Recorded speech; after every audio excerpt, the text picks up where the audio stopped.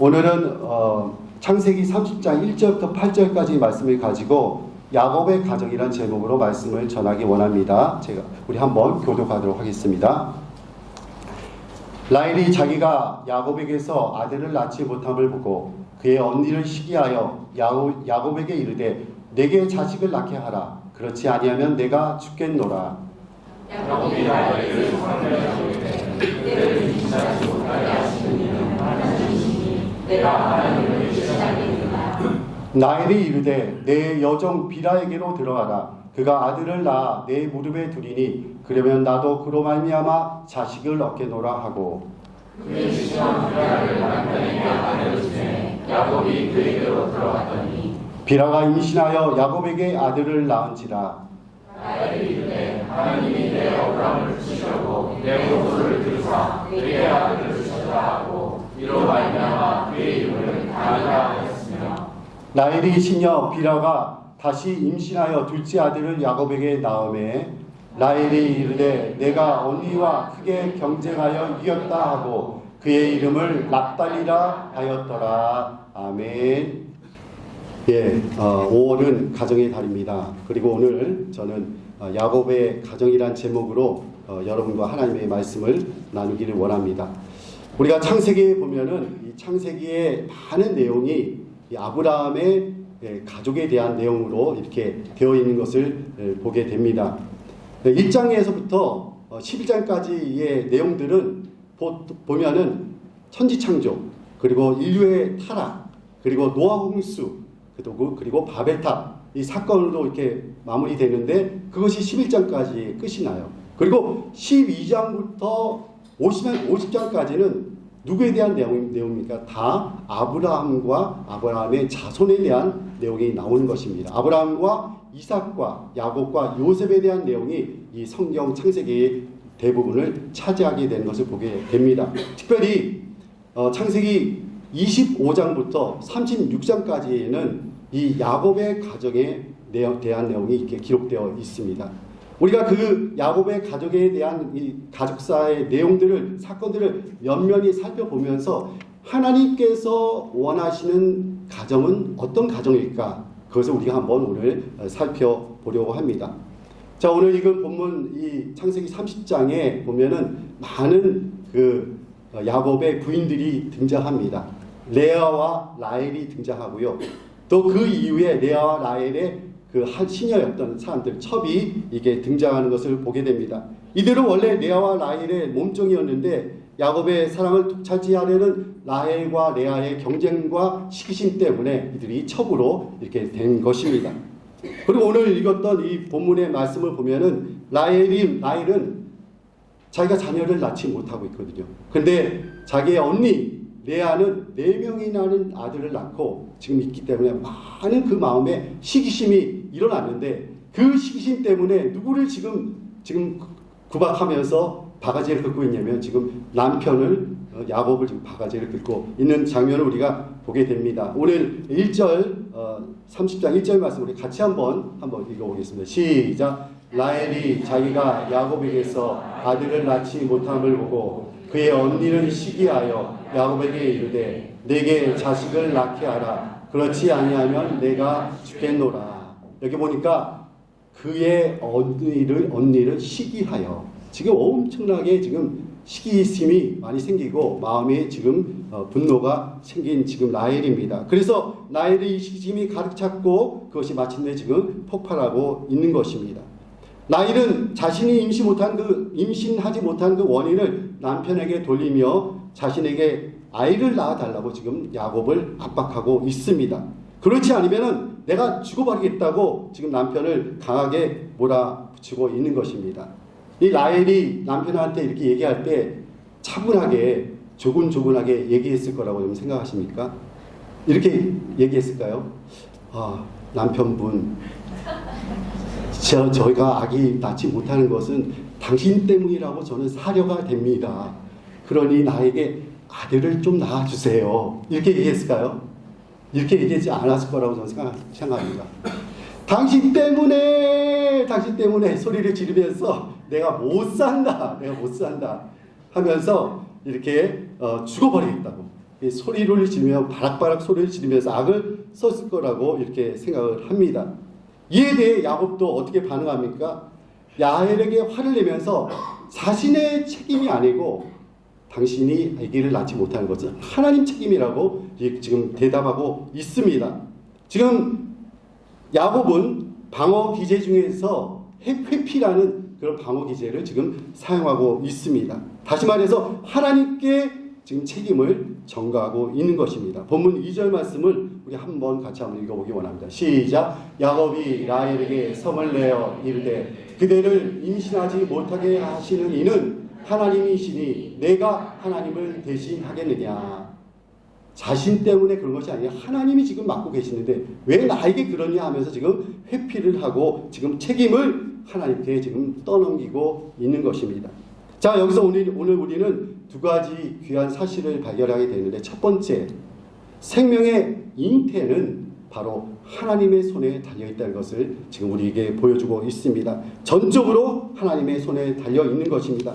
성경에 보면 하나님이 막으시면 임신을 못하게 되는 경우가 나옵니다. 창세기 29장 35절에 보니까 레아가 넷째 아들을 낳고 나서 그의 출산이 멈췄다고 성경은 말합니다. 보니까 그가 또 임신하여 아들을 낳고 이르되 내가 이제는 여호와를 찬송하리로다 하고 이로 말미암아 그가 그의 이름을 유다라 하였고 그의 출산이 멈췄더라. 이렇게 되어 있습니다. 지금 출산이 넷째까지 낳고 출산이 멈춘 것입니다.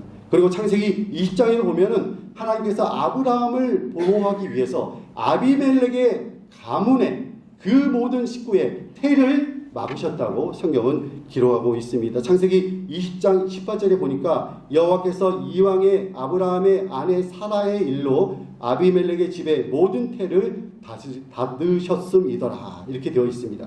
그리고 창세기 30장 22절에 보니까 하나님께서 라헬의 태를 여시는 것을 보게 됩니다. 여기 보니까 하나님께서 라헬을 생각하신지라 하나님이 그의 소원을 들으시고 그의 태를 여섰으므로 생명의 잉태의 사건은 하나님의 손에 달려있는 줄 믿습니다. 하나님께서 오늘도 우리의 손을 들으시고 하나님께서 태의 문을 열어주시리라 믿습니다. 하나님께서 열어주실 것입니다. 하나님께서는 태를 열기도 하고 닫기도 하시는 것입니다. 또 오늘 여기 보면은 두 번째 발견하는 것이 있는데, 라헬의 이 불임의 책임을 지금 누구에게 돌리고 있습니까? 라헬은 지금 야곱에게 돌리고 있는 것을 보게 됩니다. 과거에 아니면 오늘날에도 이 여성이 불임을 못하게 되면은 그 책임을 주로 여자에게 돌리게 되는 그런 경우가 많이 있습니다.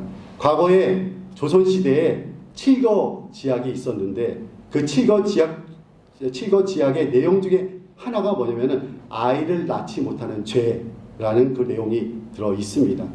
그래서 과거에 아이를 낳지 못하는 것이 이혼의 사유가 되었던 것입니다. 그런데 실제로 조선의 역사에서 이 칠거지약이라는 것은 양반에게만 적용이 됐었는데 실제로는 그것이 사회에서 그렇게 많이 적용되지 않았다고 합니다. 왜 그러냐면은 양반과 양반이 주로 결혼을 하는데 이 아이 낳지 못하는 것 때문에 서로 이렇게 양반끼리 서로 문제가 되면은 체면이 깎이잖아요. 그러니까 실제적으로는 그것이 많이 적용이 되지 않았다고 합니다. 그리고 고종은 이 칠거지약 중에서 아이 낳지 못하는 이것을 빼버렸어요. 빼고 또 질투 규정을 이걸 빼고 자식을 가진 아내는 내쫓지 못한다, 이런 내용을 거기다 집어넣어서 오출사불거라는 법을 새로 만들었다고 합니다. 저는 이 칠거지약이 정말 악법 중에 악법이라고 저는 생각합니다. 왜냐하면 여인의 불임이 여자에게만 책임이 있는 것이 아니기 때문에 그렇습니다. 불임의 책임은 남녀 모두에게 있을 수가 있는 것입니다. 하지만 과거에 한국 사회에서 불임의 책임을 모두 여자에게로 돌렸던 것이 사실입니다.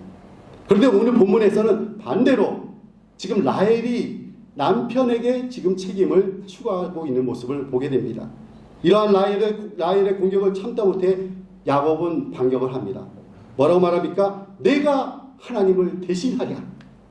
하나님이 그렇게 막으셨는데 내가 나한테 왜 그러냐 하면서 이렇게 방어 기제를 사용하고 있는 모습을 보게 됩니다. 야곱은 아내 라헬을 몹시 상했음에도 불구하고 자신이 궁지에 몰리자 아내에게 지금 화를 낸 것입니다. 사람은 누구나 궁지에 몰리면은 이 방어 기제를 사용하는 그런 일이 있습니다. 쥐도 궁지에 몰리면 어떻게 됩니까? 고양이를 물게 되는 것입니다. 공격합니다. 때문에 우리는 누가 잘못했을 때 너무 몰아붙여서는 안 되는 것입니다. 자녀들이 잘못했을 때 피할 공간도 두지 않고 너무 궁지로 몰아버리면은 오히려 역효과가 일어나는 경우도 있는 것입니다. 오죽했으면은 야곱도 사랑하는 라헬에게 그렇게 화를 냈겠습니까? 너무 이렇게 궁지에 몰면 안 되는 거예요. 자녀들이 잘못했을 때 가장 좋은 훈육 방법은 무엇입니까, 여러분? 스스로 깨닫게 하는 것입니다. 근데 이게 참 쉽지가 않죠. 스스로 깨달으면 제일 좋을 텐데 스스로 깨닫게 되기가 쉽지가 않은 것입니다. 그렇게 하기 위해서 인내가 필요하고 지혜가 필요한 것입니다. 다시 본문으로 돌아가서 라헬은 이 시기심을 이기지 못하고 그리고 언니를 이겨보기 위해서 자기의 하녀인 비라를 야곱에게 첩으로 주게 됩니다. 그래서 비라에게서 아들이 태어나는데 누굽니까? 단과 납달리가 이렇게 태어나게 되는 것입니다. 여기에 질세라 레아도 자기의 하녀 실바를 데려다가 야곱에게 첩으로 주게 됩니다. 그래서 실바에게서 야곱의 두 아들 각과 아셀이 태어나게 되는 것입니다. 여기에 보면은 레아와 라헬 두 자매가 경쟁적으로 자신의 하녀를 야곱에게 첩으로 주고 또 자녀들을 낳게 하고 있습니다. 야곱의 첩들은 이런 두 자매의 시기와 경쟁 관계 속에서 생겨나게 된 것입니다. 한 남자 야곱을 사이에 두고 사랑을 독차지하기 위해 두 자매가 지금 싸우고 있는 것입니다. 그 결과로 야곱의 첩들이 생겨났고 또 자녀들도 태어나게 됐습니다. 그 자녀들이 이스라엘의 12지파를 형성하고 있게 되는 것입니다. 여러분 너무 놀랍지 않습니까? 창세기에 보면은 가정 안에서 사랑을 차지하기 위해서 형제나 자매들이 서로 싸우고 경쟁하는 그런 일들이 많이 일어납니다. 아담의 두 아들 가인과 아벨이 서로 싸웠습니다. 어떻게 보면 아벨은 일방적으로 당했죠. 그리고 이삭의 두 아들 에서와 야곱이 싸운 것을 보게 됩니다. 그리고 라반의 딸인 오늘 레아와 라헬이 경쟁하면서 싸우고 있습니다. 그리고 야곱의 12아들 중에 요셉과 형들이 또 갈등을 겪고 있었습니다. 한 부모 밑에서 태어난 형제 자매가 얼마나 가까운 사이입니까? 그런데 형제 자매들 사이에 부모의 사랑을 독차지하기 위해서 서로 시기하며 다투게 되는 일이 일어나게 되는 것입니다. 저는 오늘 본문을 통해서 하나님이 기뻐하시고 원하시는 가정은 어떤 가정일까? 두 가지로 여러분과 함께 나누기를 원합니다. 첫 번째, 하나님이 기뻐하시는 가정은 경쟁과 다툼의 가정이 아니라 화목하는 가정을 하나님께서 원하십니다. 화목하는 가정을 원하십니다. 두 번째, 하나님께서 원하시는 가정은 하나님의 은혜로 변화되어 복을 받는 가정을 하나님이 원하시는 것입니다. 하나님께서는 인간의 모든 실수와 허물을 복으로 바꿔주십니다. 그래서 하나님께서는 변화되는 가정을 원하시는 것입니다. 자, 첫 번째, 하나님께서 원하시는 가정은 시기와 다툼이 없는 화목한 가정입니다. 여기 보니까 야곱은 복잡한 가정 환경 속에서 레아와 라헬의 이 자매의 시기와 경쟁심으로 가정이 복잡하게 문제로 얽혀 설키게 되었습니다. 이 시기와 경쟁심 때문에 야곱의 첩들이 생기게 되고 그로 인해 부모와 자식 간에 그리고 형제들 간에 갈등이 생기게 된 것입니다. 자, 야곱이 첫 비라에게서 나온 첫 아들의 이름을 뭐라고 줬죠? 납달리라고 줬습니다. 이 납달리라는 그 뜻은 뭐냐면 경쟁심이라는 그런 뜻입니다. 경쟁하다. 라헬이 야곱과 비라에서 낳은 아들의 이름을 언니와의 경쟁에서 크게 승리했다, 이겼다라는 뜻으로 이 납달리라고 이름을 지은 것입니다. 이러한 가족의 간의 시기와 경쟁, 질투는 가족 안에 많은 문제를 야기하게 됩니다. 오늘 두 가지 문제를 저는 말씀드리고 싶은데 어떤 문제가 일어납니까? 첫 번째, 이 야곱의 가정 안에서 큰 문제가 발생했습니다. 맏아들 루벤이 야곱의 첩인 비라와 잠자리를 같이 한 사건이 일어난 것입니다. 창세기 35장 22절에 보니까 이스라엘이 그 땅에 거주할 때 루벤이 가서 그 아버지 첩 비라와 동침함에 이스라엘이 이를 들었더라. 큰아들 루벤이 자신의 아버지인 둘째 부인 비라와 간통하는 사건이 일어난 것입니다. 아들 루벤의 이러한 행동은 아버지 야곱에게 큰 죄를 범한 것입니다. 율법에 보면은 너희 아버지의 하체를 범하지 말라고 기록되어 있습니다. 아버지 하체를 범하는 자는 돌로 쳐 죽일 것이니라. 이렇게 큰 죄악입니다. 하지만 야곱은 이것을 알고 아무 말도 하지 않았던 것입니다. 왜 그랬을까요? 그의 삶에, 그의 마음에 꺼림이 있었기 때문에 그랬을 것이라 생각이 됩니다. 나중에 창세기 49장에 보면 야곱이 죽기 전에 12아들을 축복하는 장면이 나옵니다. 거기에 루벤에 대해서 이야기하면서 이렇게 말합니다. 루벤은 탁월함을 가지고 태어났지만 결국 그 탁월함을 발휘하지 못할 것이라고 야곱이 예언하게 됩니다. 49장 4절을 제가 읽어드리겠습니다. 물의 끓음 같았은즉 너는 탁월하지 못하리니 내가 아버지의 침상에 올라 더럽혔음이로다. 그가 내 침상에 올랐었도다. 이렇게 얘기하고 있는 것입니다. 야곱은 르우벤에게 축복하는 대신에 저주에 가까운 기도를 지금 하고 있는 것입니다. 자, 두 번째 사건은 창세기 34장에 나옵니다.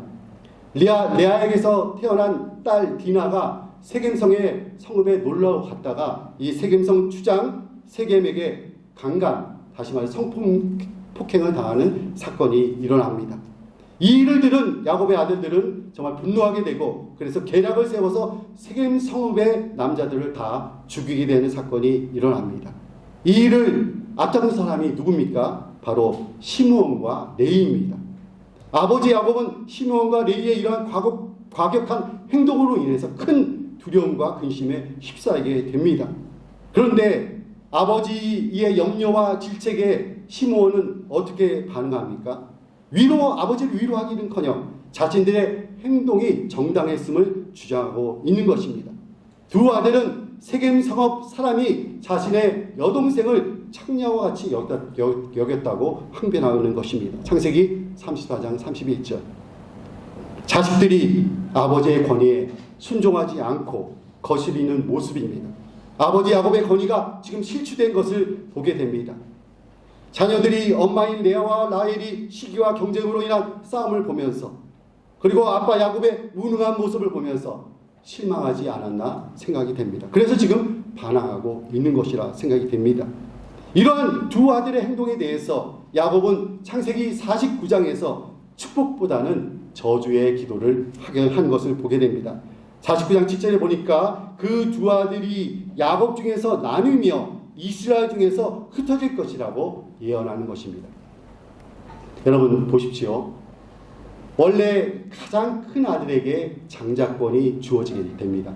근데 첫째 아들 르우벤도 잘못해서 장자권을 박탈당했습니다. 그리고 둘째 아들 시므온, 또 셋째 아들 레위 다 장자권을 빼앗기고 박탈당하게 되는 것입니다. 그래서 장자의 역할을 네 번째 아들인 유다가 맡게 되는 것입니다. 하지만 유다도 하나님께 범죄함으로 장자권은 결국 누구에게로 돌아갔습니까? 요셉에게로 돌아가게 되는 것입니다. 역대상 5장 1절 2절을 우리 함께 큰 목소리로 한번 읽어보기 원합니다. 시작. 이스라엘의 장자 르우벤의 아들들은 이러하니라. 르우벤은 장자라도 그 아이 아버지의 침상을 더럽혔으므로 장자의 명분이 이스라엘 아들 요셉의 자손에게로 돌아가서 족보에 장자의 명분대로 기록되지 못하였느니라. 유다는 형제보다 뛰어나고 주권자가 유다에게서 났으나 장자의 명분은 요셉에게 있으니라. 장자의 명분을 다 차지하지 못했습니다. 유다조차도 장자의 명분을 차지하지 못하고 그가 통치자는 유대 지파 중에 나왔지만 다윗 왕이 그곳 가운데서 나왔지만 축복의 장자의 축복은 요셉에게로 이어졌음을 우리는 보게 됩니다. 그래서 이스라엘 백성들이 가나안 땅을 정복한 후에 땅을 분배받을 때 요셉에게 있는 두 아들 에브라임과 므낫세에게 두 사람의 몫의 땅을 주게 했던 것입니다. 갑절의 축복을 받게 된 것입니다. 하나님께서는 우리 가족 식구들이 서로 시기하고 경쟁하는 것을 원치 않으십니다. 가족이 화합하고 화목하기를 원하시는 분이 우리 하나님이십니다. 사랑하는 성도 여러분, 여러분과 우리의 가정이 화합하고 화목한 가정이 되기를 주님의 이름으로 축원해 드립니다. 아멘. 우리 두 번째, 하나님이 원하시는 가정은 축복으로 변화되는 가정입니다. 오늘 본문을 통해서 깨닫게 되는 것은 무엇입니까? 야곱의 두 아내 레아와 라헬의 시기와 경쟁으로 촉발된 갈등에도 불구하고 하나님께서는 인간의 연약함과 실수를 축복으로 바꿔주신다는 사실입니다. 레아와 라헬의 경쟁과 시기로 인해서 두 명의 첩이 생겨나고 또 그 사이에 많은 자녀들이 태어나게 되었는데 이렇게 태어난 자녀들이 이스라엘의 12지파의 수장들이 되었다는 사실입니다. 하나님께서는 복잡하게 얽혀있는 야곱의 아내들과의 관계 속에서 지금 하나님 나라의 12지파를 지금 형성하고 계시는 것입니다. 인간은 연약한 죄인들이라 늘 범죄하고 실수를 합니다. 하지만 하나님께서는 이러한 죄와 실수를 축복의 사건으로 만들어 주시는 것입니다. 성경이 위대한 책인 것은 왜 그렇습니까? 우리의 인간의 죄와 실수를 정말 가감없이 모두 기록하고 있기 때문에 성경은 위대한 책입니다. 성경은 인간이 죄인이라는 사실을 분명하게 드러내고 있습니다. 성경은 인간의 죄성을 적나라하게 드러내고 그러한 인간의 죄성에도 불구하고 하나님께서 구원의 역사를 어떻게 이끌어 가시는지를 지금 보여주고 있다는 사실입니다. 하나님은 인간의 실수와 연약함 그것을 축복으로 바꾸어 주시는 분이십니다. 할렐루야. 야곱의 무능함도 라헬의 시기와 경쟁심도 그리고 레아의 욕심도 하나님께서 모두 사용하셔서 하나님의 선한 뜻을 이루어 가시는 것입니다. 하나님께서는 모든 것이 합력하여 선을 이루게 하신 줄 믿습니다. 저도 지난날 많은 실수를 했습니다. 그리고 베트남의 선교 사역 가운데 많은 시행착오가 있었습니다. 그 모든 실수와 실패들이 고스란히 저의 삶과 사역 가운데 남아 있었더라면 저는 오늘 이 자리에 설 수 없었을지도 모르겠습니다. 그런데 하나님께서는 저의 이러한 약점과 실패들을 모두 복으로 바꿔주실 줄 믿습니다. 그래서 하나님은 위대하신 분이십니다. 나의 연약함에도 불구하고 하나님께서는 당신의 영광을 위해서 나의 약함을 강함으로 바꿔주시는 것입니다. 그래서 사도 바울은 고백합니다. 고린도후서 12장 10절에 내가 약할 그때에 곧 강함이라. 우리 고린도후서 12장 10절 말씀을 우리 같이 한번 읽어보기 원합니다. 고린도후서 12장 9절 말씀 우리 합심해서 한번 같이 한번 읽겠습니다. 시작. 나에게 이르시기를 내 은혜가 내게 족하도다. 이는 내 능력이 약한 데서 온전하여 짐이라 하신지라. 그러므로 도리어 크게 기뻐함으로 나의 여러 약한 것들에 대하여 자랑하리니 이는 그리스도의 능력이 내게 머물게 하려 함이라. 이 사도 바울이 고백합니다. 나는 나의 약한 것들을 자랑하겠다. 그리고 내가 약할 그때에 가장 강한 것이다. 이렇게 고백하고 있습니다. 하나님의 능력이 우리의 약한 가운데서 온전해진다고 말하고 있습니다. 그래서 이제는 나의 약점들에 의해서 자랑할 수 있다고 지금 사도 바울은 고백하고 있는 것입니다. 우리의 약점을 강점으로 바꿔주시는 우리 하나님을 찬양하는 여러분과 저가 되기를 축원합니다. 우리 가정의 단점들을 강점으로 바꿔주시고 축복된 가정으로 변화시켜 만들어주실 그 하나님께 나아가는 여러분과 저가 되기를 원합니다. 혹시 과거의 부모 세대에 역기능적인 모습이 있었을지라도 그것을 순기능으로 바꿔주시는 우리 하나님을 의지하기 원합니다. 결론을 맺겠습니다. 오늘 야곱의 가정을 통해서 하나님이 원하시는 가정의 모습을 저희는 한번 살펴보았습니다. 야곱의 가정은 역기능의 가정이었습니다. 아내들 사이에 시기와 질투가 있었고 자식들 간의 갈등과 경쟁이 있었습니다. 하지만 이 모든 역기능을 하나님께서는 순기능으로 바꾸어 주셨습니다.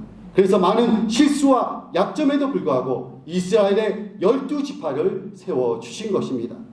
하나님께서는 가정을 귀하게 여기십니다. 그래서 아브라함과 이삭과 야곱과 요셉의 가정사를 성경에 자세하게 지금 기록하고 계신 것입니다. 우리의 가정이 야곱의 이런 역기능적인 모습은 본받지 말아야 하겠습니다. 그것을 교훈 삼아 오히려 정반대의 삶을 살아가야 하겠습니다. 그것은 첫째, 가정 모두가 화합하는 사랑하는 화목한 가정이 되어야 한다는 것입니다.